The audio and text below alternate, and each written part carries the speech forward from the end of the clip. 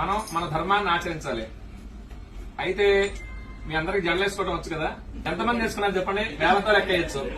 పూజకు వచ్చేటప్పుడు కొంచెం పద్ధతిగా రావాలన్నమాట. పంచమాంగళ్యాలు ఉంటాయన్నమాట ఆడవారికి.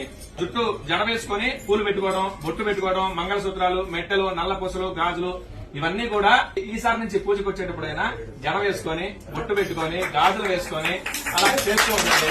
ఎందుకంటే మన ధర్మాన్ని మనం కాపాడాలి. ఇప్పుడు మీ పిల్లలకు చెప్పాలనుకోండి, మీరేం చెప్తారు?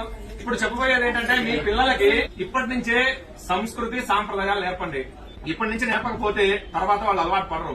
ఇప్పుడు నేను కొన్ని పూజలు చేయడానికి వెళ్ళినప్పుడు వీళ్ళు పెద్దవాళ్ళు ఇక్కడ పూజ చేస్తూ ఉంటారు, పిల్లలు బెడ్రూమ్ లోకి వెళ్ళి ఫోన్ నొక్కుంటున్నారు, టీవీ చూస్తూనే ఉంటారు. వాడి నుంచి పూజ దగ్గర కూర్చోమంటే కూర్చోడు. చిన్నప్పటి నుంచే ప్రయత్నపూర్వకంగా వాళ్ళతోటి స్తోత్రాలు గాని, శ్లోకాలు గాని, అసలు గుడి అంటే ఏంటి, పూజలు అంటే ఏంటి మనం తెలుసుకొని వాళ్ళకి తెలియజెప్పాలన్నమాట. అలా చేస్తే వాళ్ళు సంస్కారవంతులు అవుతారు. చదువు 30% ఉన్నా మిగతా 70% సంస్కారం ఉండాలి. ఆ సంస్కారం వల్లనే చివరి దశలో వాళ్ళు మనం చూసుకోగలిగేది అనమాట.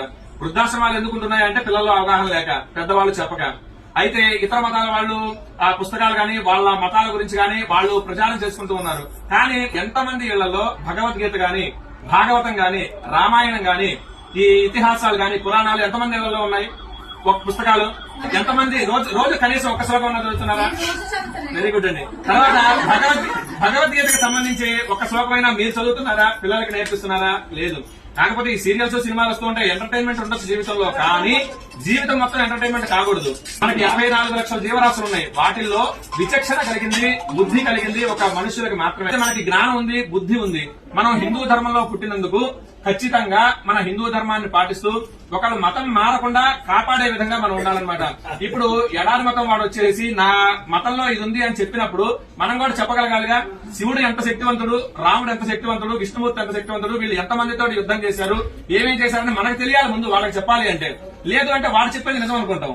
కాబట్టి మనం నేర్చుకోవడం, కొంత సమయం భక్తికి, పూజలకి కేటాయించండి. అలాగనే ధర్మం తెలుసుకోవడానికి, ఆచరించడానికి కొంత సమయం కేటాయించండి. అలాగనే మీ పిల్లలకి కూడా చెప్పండి. పిల్లలకి ఇప్పటి నుంచే మొదలు పెడితేనే వినగలుగుతారు. నాకు తెలిసి మీ పిల్లలందరూ చిన్నపిల్లలు అయి ఉంటారు. మీరు కలిగిన కుర్చీలో కూర్చున్న కింద కూర్చున్న 10 సంవత్సరాలు వాళ్ళు ఉంటారు. కాబట్టి ఇప్పటి నుంచే మొదలు పెట్టండి. ఇప్పటి నుంచి మొదలు పెడితే కనీసం రోజుకు ఒక శ్లోకం, లేదు అంటే మన ధర్మం ఇది, బొట్టెందుకు పెట్టుకోవాలి. అలాగనే ఈ కొన్ని స్కూళ్లలో బొట్టు పెట్టుకోనీరు, జడ వేసుకోనీరు, రిబ్బన్లు వేసుకోనీరు, గాజులు వేసుకోనీరు. ఇప్పటి నుంచి ఇట్లా మొదలైతే ఇక పెద్ద అయిన తర్వాత అసలు వాళ్ళు మన మాట ఎందుకనమాట. వేరే మతాల వాళ్ళని పెళ్లి చేసుకోవాలన్నా కానీ దానికి వెనకాడరు.